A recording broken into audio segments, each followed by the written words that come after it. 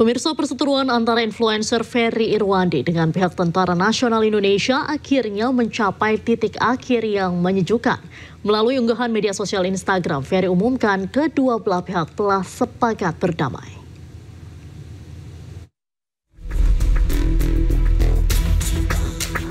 Sabtu sore, influencer Ferry Irwandi menggugah update di media sosial Instagram terkait perseteruan dirinya dengan TNI. Dalam unggahan tersebut, Ferry menjelaskan pihak Tentara Nasional Indonesia sudah meminta maaf atas situasi yang terjadi dan dihadapi oleh Ferry. Begitu juga sebaliknya, di mana Ferry yang sudah meminta maaf atas situasi yang terjadi pada tubuh TNI saat ini. Selain itu, Ferry Irwandi juga menegaskan, kedepannya sudah tidak ada lanjutan hukum apapun terhadap dirinya.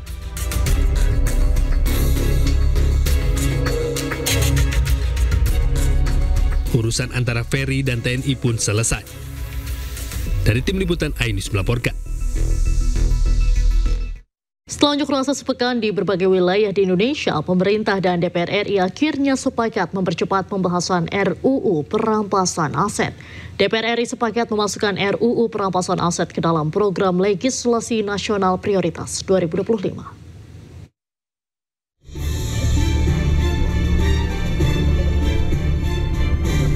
Setelah unjuk rasa di berbagai wilayah di Indonesia dan munculnya tuntutan 17+8, pemerintah dan Badan Legislasi DPR sepakat memasukkan rancangan Undang-Undang Perampasan Aset ke dalam program legislasi nasional atau Prolegnas 2025. Menteri Hukum RI Supratman Andi Aktas pun mendukung langkah balik DPR untuk membahas RUU ini. Bahwa insya Allah dalam evaluasi prolegnas yang akan datang, maksudnya sekarang ini itu sudah disepakati akan diinisiasi oleh DPR.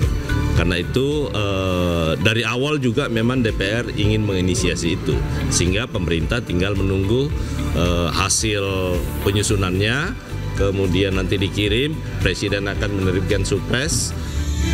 Sementara Ketua Balik DPR Bob Hasan memastikan pembahasan RUU perampasan aset akan mengedepankan partisipasi publik.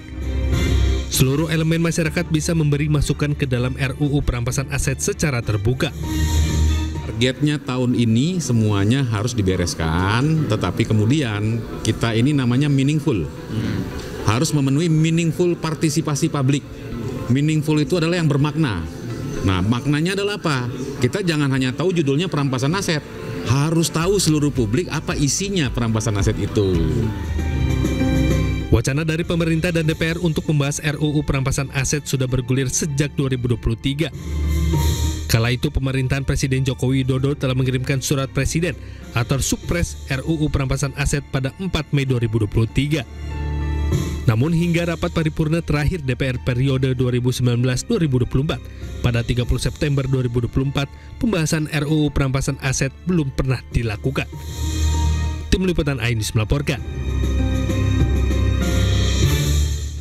Mahfud MD, Menteri Koordinator Bidang Politik Hukum dan Keamanan periode 2019 hingga 2024, menyebut banyak pihak yang bicara mengenai mekanisme perampasan aset namun belum memahami sepenuhnya.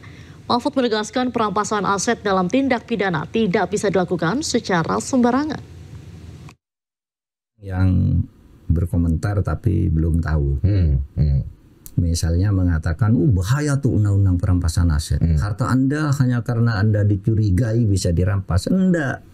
Jadi untuk perampasan aset dalam tindak pidana itu ada satu tindak pidana yang tidak bisa segera dilakukan, tetapi kalau dibiarkan asetnya itu kan hilang. Ya.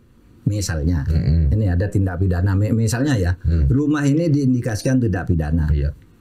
Ya, Mas Denny pergi entah kemana, enggak ada. Ini rampas dulu biar dia pulang. Tetapi perampasan aset ini bukan dirampas oleh polisi, bukan. Itu pengadilan yang mutus.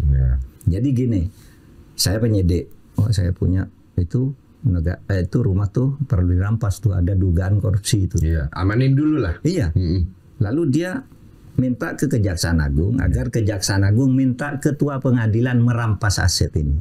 Oh, harus lewat situ. Iya, nggak bisa langsung dirampas gitu. Nah, pidananya ya tersangkanya dicari gitu. Beriringan. Iya, beriringan. Tapi ini sudah aman karena harta yang begini banyak. Jadi ada tindak pidana orangnya belum ketemu, hartanya udah dibagi-bagi, udah bersertifikat sebelum ini tertangkap. Loh, kok bisa begitu? Kan banyak. Kayak ini BLBI ini, jaminan BLBI. Itu ini. jadinya pelanggaran hukum lagi dong. Dia Pak. pelanggaran hukum.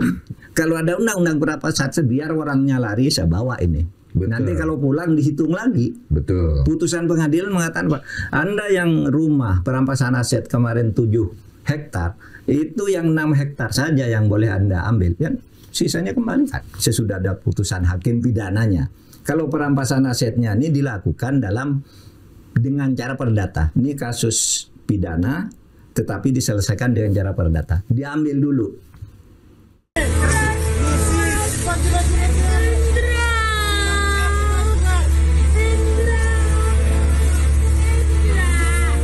Sebuah mobil minibus di Jalan Terusan Mas, Kecamatan Tembilahan, Kabupaten Indragiri Hilir Riau terbakar. 2 penumpang mobil berhasil diselamatkan, pengendara lain namun keduanya mengalami luka bakar hingga 75%. Korban langsung dievakuasi warga ke Rumah Sakit Puri Husada Tembilahan. Menurut keterangan warga, sebelum mobil terbakar, mobil mengeluarkan suara ledakan dan langsung terbakar. Melihat kobaran api membakar mobil itu, pengendara yang melintas langsung menghubungi mobil pemadam kebakaran, namun karena api cepat membesar, seluruh badan mobil hangus terbakar. Ya, sementara ini masih dilakukan upaya penyelidikan intensif oleh Satreskrim Polres Indragiri Hilir. Jadi mohon bersabar, mungkin rekan-rekan dari wartawan, sementara masih dilakukan pendalaman terkait penyebabnya. Hingga kini kedua korban masih menjalani perawatan medis di rumah sakit akibat luka bakar serius di beberapa bagian tubuhnya. Sementara kasus terbakarnya minibus tersebut masih dalam penyelidikan polisi dari Polres Indragiri Hilir. Dari Kabupaten Indragiri Hilir Riau, Diki Kurniawan Anyus melaporkan.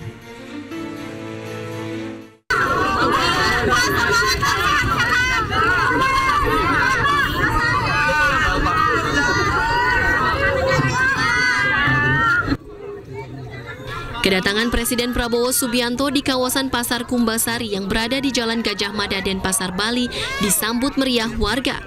Sejumlah warga berebut ingin bersalaman dan bersuah foto dengan Presiden Prabowo.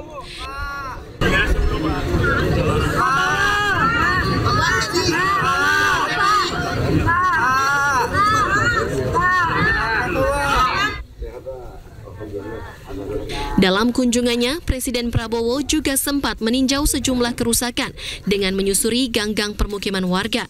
Prabowo juga berbincang dengan sejumlah warga yang ditemuinya.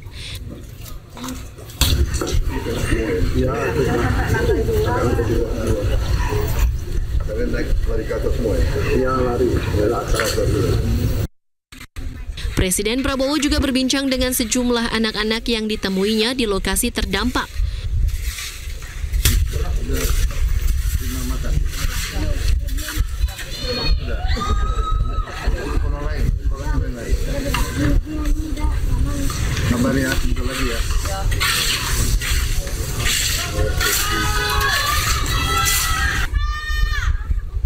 Sejumlah warga yang melihat kehadiran Prabowo berteriak agar mendapat bantuan.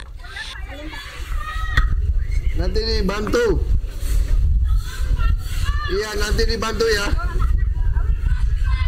Ganteng juga Bapak. Iya, aduh, biasanya lihat di TV aja, Pak. Gitu. Iya, Pak Teddy.